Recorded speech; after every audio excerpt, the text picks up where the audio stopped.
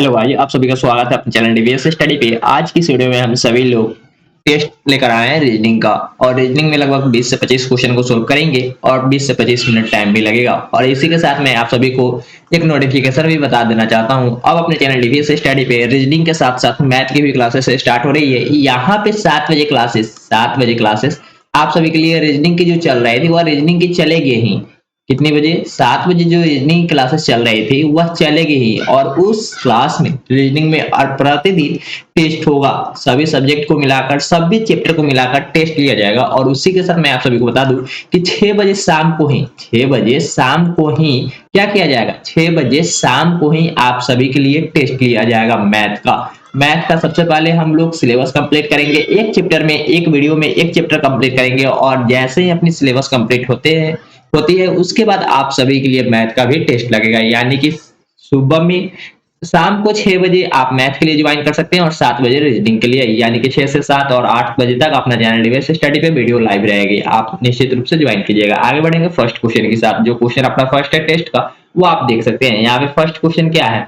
यहाँ पे है, निम्नलिखित श्रृंखला में कुछ समीकरण विशेष विधि के आधार पर हल किए गए हैं, उसी आधार पर हल न किए गए समीकरण का सही उत्तर बताएं। यहाँ पे 9 है, 8 है, 6 है। 9, 8, 6 को क्या किया गया है? मान लीजिए 9, 8 और 6 यहाँ पे ए बी सी आप मान लेंगे। तो इसको इक्वेशन में बराबर की साइड में क्या लिखा गया है? 8, 9, 6। यहाँ पे क्या हो जाएगा? 8 को हम क्या माने हैं? बी, और 9 को ए, और 6 को सी। यानी कि फर्स्ट को सेकेंड के साथ चेंज किया गया है, फर्स्ट को सेकेंड के साथ चेंज कर दिया गया है। और सी जो लास्ट वाला है, थर्ड नंबर, उसको वहीं पे छोड़ दिया गया है। तो यहाँ पे हम लोग देखेंगे तो 8, 8, 7, 5 होगा या 7, 8, 5 होगा। क्या होगा? तो हम लोग फर्स्ट वाले को क्या भेजेंगे? फर्स्ट वाले को सेकेंड में और सेकेंड वाले को फर्स्ट में भेजेंगे ना।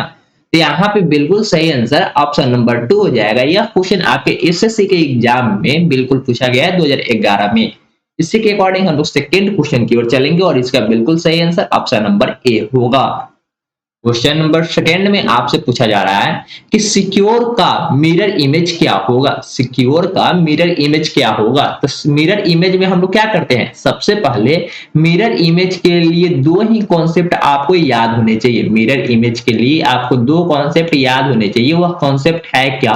तो सबसे पहले ऑब्जेक्ट, यानी कि वस्तु का जो ऑब्जेक्ट का जो लेफ्ट होगा वह मिरर में क्या होता है? वह मिरर में, यानी कि उसका प्रतिबिंब जब बनेगा तो क्या होगा?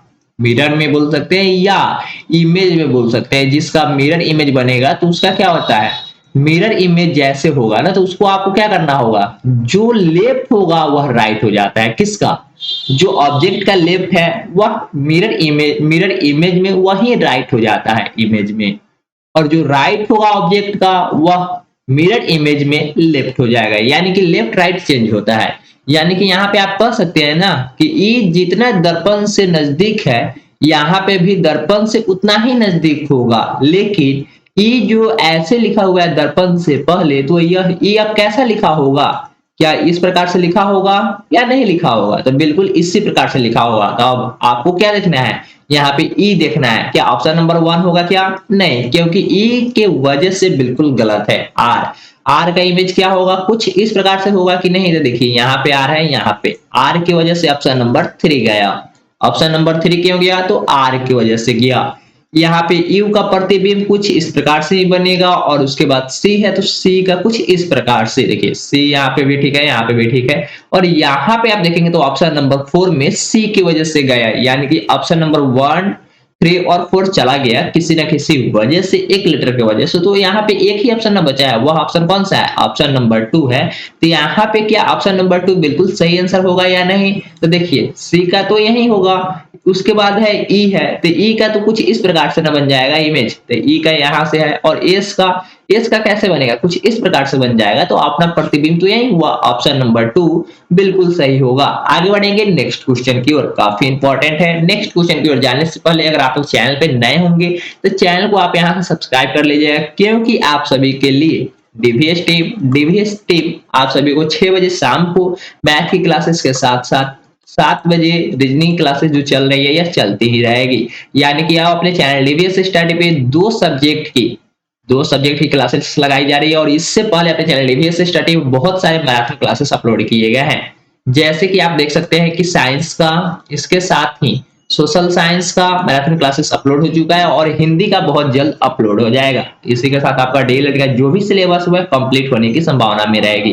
तो आप निश्चित रूप से 6 बजे और 7 बजे जुड़ेंगे मैथ और रीजनिंग के लिए। यहाँ पे देखेंगे तो यह भी एक ऑपरेशन किया गया है। क्या किया गया है? ऑपरेशन किया गया है, यानी कि क्वेश्चन नंबर 1 में कहा जा रहा है, निर्देश दिया गया यदि प्लस का अर्थ गुना है, प्लस का अर्थ क्या है? गुना है, तो हम लोग इक्वेशन में साइन चेंज करेंगे ना, प्लस का अर्थ गुना है। ठीक है, आगे बढ़ेंगे। गुना से अभिप्राय भाग देना है, गुना से अभिप्राय भाग देना है। अभिप्राय का मतलब क्या है? गुना का मतलब भाग है। घटाव का अर्थ जोड़ना है, घटाव का अर्थ क्या है? जोड़ना है। और भाग से अभिप्राय घटाना है, भाग से अभिप्राय घटाना है, यानी कि अपना न्यू इक्वेशन क्या बना? 20 प्लस 8, 20 प्लस 8 भागा 4, भागा 4 माइनस 3 गुना 2। यहाँ पे आपको सबसे पहले भाग की क्रिया करनी होती है ना, तो 20 प्लस 2 कर सकते हैं माइनस, उसके बाद क्या करेंगे? 3 गुना 2, अपना तो यही उतरेगा। और जैसे इसके बाद क्या करेंगे? हमको गुना की क्रिया करना होगा, भाग की क्रिया हो गई तो उसके बाद 3 में 2 से गुना करेंगे तो क्या होगा? 6 हो जाएगा ना, 6। और यहाँ पे प्लस माइनस को घटा लेंगे, पहले जोड़ लेंगे तो कितना हो जाएगा? 22 हो जाएगा। और 22 में से 6 जाएगा तो कितना हो जाएगा? 16। ऑप्शन नंबर कौन सा सही है? ऑप्शन नंबर सी बिल्कुल सही है। यहीं पे आपसे नेक्स्ट क्वेश्चन पूछा जा रहा है, यदि गुना का अर्थ, यदि गुना का अभिप्राय क्या दिया गया है? गुना का अभिप्राय प्लस दिया गया है, गुना का अभिप्राय प्लस दिया गया है, गुना का अभिप्राय प्लस दिया गया है। इक्वेशन में साइन चेंज करते चलेंगे। माइनस का अभिप्राय घटाना है, माइनस का अभिप्राय, यहाँ पे डिवाइड का मतलब क्या दिया गया है? डिवाइड का अर्थ घटाना, डिवाइड का अर्थ घटाना है, डिवाइड का अर्थ घटाना है। और घटाव का गुना, घटाव का क्या दिया गया? घटाव का गुना, घटाव का गुना प्लस का भाग, प्लस का भाग, प्लस का दिया गया है भाग। तो अपना न्यू इक्वेशन क्या बना? 54 गुना 16 माइनस 3। देखिए यहाँ पे तो घटाव है ना, तो घटाव ही होगा। क्या होगा? यहाँ पे जब साइन चेंज किए तो 54 माइनस 16 गुना कितना आ रहा था? गुना 3, गुना 3 प्लस 6 डिवाइड 2। इसको जब आप सोल्व करेंगे तो क्या करेंगे? सबसे पहले हमको तो भाग ही करना होगा ना, तो भाग करेंगे 54, 6 में 2 से हमें भाग करना है। कितना? 6 में 2 से भाग करना है, तो क्या होगा? 6 में जैसे ही आप 2 से भाग करेंगे तो 3 आ जाएगा। कितना आएगा? 3 आएगा। जब आप भाग की क्रिया कर लिए तो उसके बाद क्या करेंगे? गुना की क्रिया करेंगे, तो यहाँ पे 54 माइनस 16 या 48 कितना होगा? 48 प्लस 3। अब यहाँ पे 3 और 54 को आपको क्या करना होगा? दोनों को जोड़ देना होगा। 3 और 54 क्यों जोड़ेंगे? क्योंकि ये दोनों प्लस में है। तो 3 और 54 कितना हो जाएगा? 3 और 54 हो जाएगा 57 और माइनस 48 करेंगे तो कितना होगा? इसका बिल्कुल सही आंसर क्या 9 होगा? क्या 9 होगा इसका बिल्कुल सही आंसर? हाँ, ऑप्शन नंबर ए ही बिल्कुल सही आंसर हो जाएगा। क्या होगा? 9 होगा। जैसे 57 में से आप 48 माइनस करेंगे तो 9 बिल्कुल सही आंसर हो जाएगा। आगे बढ़ेंगे नेक्स्ट क्वेश्चन की ओर। नेक्स्ट क्वेश्चन की ओर बढ़ने से पहले अगर आपको वीडियो पसंद आ रही हो तो वीडियो को लाइक करते हुए आगे बढ़ेंगे और चैनल को सब्सक्राइब भी कर लीजिएगा। यहाँ पे डाइस से संबंधित क्वेश्चन लिया गया और 2 के अपोजिट आपसे पूछा जा रहा है। 2 के विपरीत क्या होगा? जब 2 नीचे है तो ऊपर की संख्या क्या होगी? 2 का ही हमें बताना है। तो सबसे पहले यहाँ पे देख लेते हैं कि कौन कौन सा सरफेस कॉमन है। कॉमन देखेंगे तब तो ही इसका बिल्कुल सही आंसर निकाल सकते हैं। तो डाइस नंबर 1 और डाइस नंबर 2 में आप देखेंगे तो यहाँ पे सरफेस नंबर जो 3 है, जो अभी मैं हाईलाइट किया, वही सरफेस कॉमन है। तो डाइस नंबर 1 में हम क्लॉकवाइज चलते हैं तो 3 के बाद क्या आएगा? 3 के बाद 6 और 6 के बाद 1, यानी कि डाइस नंबर 1 के लिए तो कंप्लीट हुआ। उसी के अकॉर्डिंग हम लोग जब डाइस नंबर 2 में चलेंगे क्लॉकवाइज तो 3 के क्लॉकवाइज में क्या आएगा? 5 आएगा और उसके बाद 2 आएगा। यानी कि यहाँ पे आपसे 2 का अपोजिट पूछा जा रहा था, तो 2 का अपोजिट क्या है? 1 है कि नहीं? जब 2 नीचे है तो ऊपर की सतह पे क्या होगा? 1 होगा। तो यानी कि ऑप्शन नंबर बिल्कुल सही है। यहीं पे अगर आपसे 3 का अपोजिट पूछता तो 3 का अपोजिट क्या होता है? 3 का अपोजिट होता है कॉमन का हिडन और हिडन का कॉमन अपोजिट होता है। तो यहाँ पे हिडन कौन सा नंबर है? हिडन और 4 क्या है? हाँ, तो 3 का अपोजिट क्या हो जाता है? 4 हो जाता है। यानी कि जो कॉमन होता है उसका हिडन नंबर अपोजिट हो जाता है। इसलिए 3 का अपोजिट 4, 5 का अपोजिट 6, 6 का अपोजिट 5 और 2 का अपोजिट 1, 1 का अपोजिट 2, 4 का अपोजिट 3। इस प्रकार अपना बिल्कुल सही आंसर इसका निकला ऑप्शन नंबर 3 1 होगा। नीचे दिए गए पासे में अंक 3 के विपरीत क्या होगा? 3 के विपरीत फलक पर कौन सा अंक होगा, यही आपको बता रहा है। यहाँ पे डाइस नंबर 1 2 3 4 एक ही स्थिति के, एक ही प्रकार के डाइस के 4 स्थितियां दी गई है। कितनी स्थिति दी गई है? 4 स्थिति दी गई है और उस डाइस में आपसे 3 का अपोजिट पूछा जा रहा है। 3 का अपोजिट क्या होगा? 3 का अपोजिट क्या होगा? तो आपको तो बताना होगा। यहाँ पे देखेंगे तो 5 6 5 6 ऑप्शन डाइस नंबर 1 और 2 से आगे बढ़ेंगे। 1 और 2 से आगे आप बढ़ेंगे तो क्या होगा? यहाँ पे तो डाइस नंबर 1 और 2 में देख रहे हैं तो यहाँ पे 5, यहाँ पे भी 5 और यहाँ पे 6, यहाँ पे भी 6। यानी कि जब दो सरफेस कॉमन हो गए और जो आप एक एक सरफेस दोनों डाइस में बसता है वह क्या होता है? आपस में अपोजिट होता है कि नहीं? तो 3 का अपोजिट 4 और 4 का अपोजिट 3। आपसे 3 का अपोजिट पूछा जा रहा था तो इसका बिल्कुल सही आंसर ऑप्शन नंबर 3 हो जाएगा। 4 इसका बिल्कुल सही आंसर है। यह क्वेश्चन आपके पीसीएस एग्जाम में पूछा गया 2013 में, पीटी के एग्जाम में, फर्स्ट एग्जाम जो सीसेट पेपर होता है उसी में पूछा गया है। आगे बढ़ेंगे क्वेश्चन नंबर 3 की ओर। नीचे दिए गए पासा में अंक 3 के विपरीत फलक पर कौन सा अंक होगा? 3 के विपरीत फलक पर क्या अंक होगा? डाइस नंबर 1 2 3 एक ही डाइस के 3 स्थितियां दी गई है और इसमें अंक 3 के विपरीत फलक पर पूछा जा रहा है। सबसे पहले हम लोग यहाँ पे क्या करेंगे?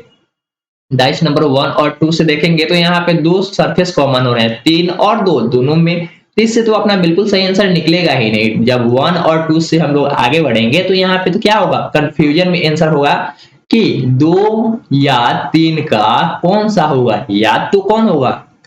या तो 5, या तो 5 या तो 6। हम कैसे बोल सकते हैं कि 2 का अपोजिट 5 ही होगा? अगर 3 हो गया तो, अगर 6 हो गया तो गलत होगा ना। तो 1 और 2 से हम लोग निकाल नहीं सकते तो हम लोग 3 2 से हम लोग ट्राई करते हैं क्या निकलेगा इसका बिल्कुल सही आंसर। अब डाइस नंबर 2 और 3 से हमको ट्राई करना है। तो डाइस नंबर 2 और 3 से हमें चेक कर लेना है कि क्या बिल्कुल सही आंसर इसका क्या निकलेगा। डाइस नंबर 2 और 3 से चलेंगे तो यहाँ पे कौन सा सरफेस कॉमन है? 3 1, 3 और 1, यहाँ पे भी दो सरफेस कॉमन है और आपका अपोजिट क्या बताना है? 3 का अपोजिट बताना है। तो क्या निकलेगा 2 और 3 से? तो यहाँ पे भी नहीं निकलेगा, क्योंकि दो सरफेस जब कॉमन होते हैं तो ये कंफर्म नहीं होता है कि किसका अपोजिट क्या हुआ। यहां से देखेंगे तो 3 और 1 का अपोजिट क्या होगा? 3 और 1 का अपोजिट 4 या 6 हो सकता है। क्या होगा? 4 या 6 होगा ना।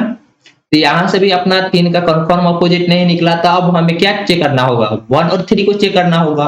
1 और 3 को चेक करेंगे तब तो इसका बिल्कुल सही आंसर निकलेगा ना। तो हम लोग 1 और 3 का अपोजिट बिल्कुल यहाँ पे निकालने की कोशिश करेंगे। कहाँ पे? इधर साइड में। यहाँ पे देख लीजिए 1 और 3 को आप यहाँ पे देखेंगे कॉमन लेंगे तो 1 और 3 को देखेंगे तो यहाँ पे कोई सरफेस कॉमन लिख रहा है क्या? हाँ, 3 और 3, 3 और 3 ही कॉमन है। क्या है? तो पहले में 3, दूसरे में भी, तीसरे नंबर डाइस में भी 3 ही कॉमन है। तो जब 3 कॉमन है तो यहाँ पे आप बढ़ेंगे क्लॉकवाइज। डाइस नंबर 1 के लिए तो 2 और इसके बाद 4 होगा ना। इसके बाद 3 और 3 के बाद 5, 5 के बाद 1, यानी कि आपसे 3 का अपोजिट पूछा जा रहा था। यहाँ पे कॉमन सरफेस 3 ही है तो कॉमन का क्या होता है? हिडन होता है कि नहीं? हाँ, हिडन होता है। तो हिडन कौन सा यहाँ पे नंबर है?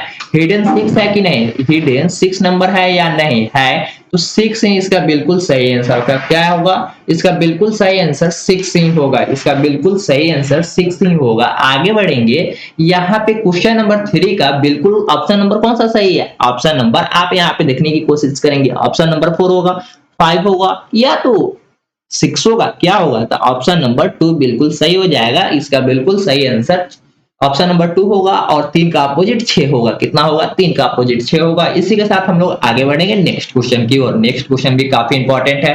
यह क्वेश्चन आप कह सकते हैं कि सीटिंग अरेंजमेंट चैप्टर से लिया गया है और एक स्टेटमेंट को क्रैक कर लेते हैं तो आपको लगभग 5 क्वेश्चन इसमें पूछे जाते हैं और पांचों का सही आंसर आप दे सकते हैं। तो यहाँ पे स्टेटमेंट क्रैक करने में कुछ टाइम लगती है और उस टाइम को आप यहाँ पे कंज्यूम करेंगे अच्छे तरीके से। देखिए क्वेश्चन नंबर 18 से 22 तक आपको इसी क्वेश्चन के अकॉर्डिंग उसका आंसर बताना है। A B C D E और एफ जी एक वृत्त के केंद्र की ओर मुख करके बैठे हैं, परंतु यह जरूरी नहीं कि इसी क्रम में वह वे इसी क्रम में हो। डी एक के बाईं ओर दूसरा नहीं है, परंतु डी एक के दाईं ओर दूसरा है, सी ए के दाईं ओर तीसरा है तथा सी जी के बाईं ओर दूसरा है। बी जी का निकटतम पड़ोसी नहीं है। यह क्वेश्चन बैंक एग्जाम क्लर्क 2011 में पूछा गया है, काफी इंपॉर्टेंट है। आप इसको देखेंगे तो यहाँ पे इसके लिए आपको एक तो वृत्त बनाना होगा ना, क्या बनाना होगा, एक वृत्त बनाना होगा। वृत्त बनाएंगे तो आपको कुछ पता लगेगा यहाँ पे कितने व्यक्ति है। जब जी का कितना नंबर होता है, जी का तो 7 नंबर होता है, यानी कि 7 व्यक्ति आपके सामने बैठे हुए हैं।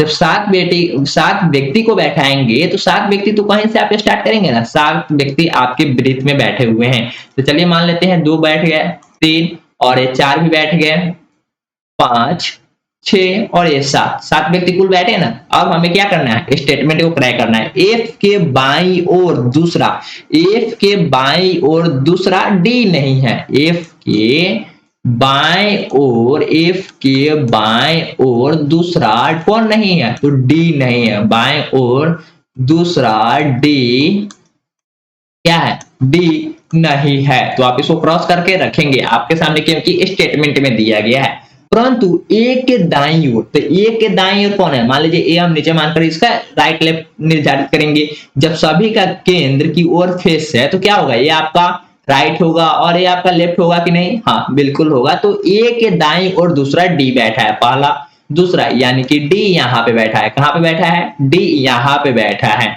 तो डी का तो स्टेटमेंट से क्रैक हुआ, सेट निर्धारित हो गया, और ए का भी निर्धारित हुआ ना। अब ए के दाईं ओर तीसरा, ए के दाईं ओर तीसरा कौन बैठा है, सी बैठा है। कौन बैठा है, तो सी बैठा है। तो यहाँ पे दाईं ओर तीसरा सी हो जाएगा, और तीसरा सी बैठा है तथा जी के बाईं ओर, जी के बाईं ओर दूसरा, जी के बाईं ओर दूसरा सी बैठा है। जी के बाईं ओर दूसरा कौन बैठा है, सी बैठा है। तो सी यहाँ पे जब हम लोग ऊपर बैठा है, ए के दाएं ओर तीसरा सी बैठ गया, इसका सीट तो फिक्स हुआ। तो अब हमें क्या करना है, जी का सीट फिक्स करना है ना। और कितने नंबर पे होना चाहिए, जी के दाएं, जी के बाएं ही कौन सा होगा, जी के बाएं दूसरा सी होना चाहिए। तो ये आपका क्या होता है, ये आपका राइट और ये आपका लेफ्ट हो जाएगा ना। तो यहां से देखेंगे तो पहला क्या होगा, पहला लेफ्ट दूसरा लेफ्ट सी, यानी कि बिल्कुल सही है। सी भी सही जगह पे बैठा है और जी भी बिल्कुल सही जगह पे बैठा है। आगे बढ़ेंगे तो जी का निकटतम पड़ोसी बी नहीं है, तो जी का निकटतम पड़ोसी बी नहीं है।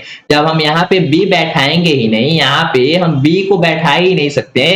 अगर जी का पड़ोसी बी नहीं है तो क्या होगा, बी का तो दूसरा सीट यहीं पे खाली है, तो यहाँ पे बी बैठ गया।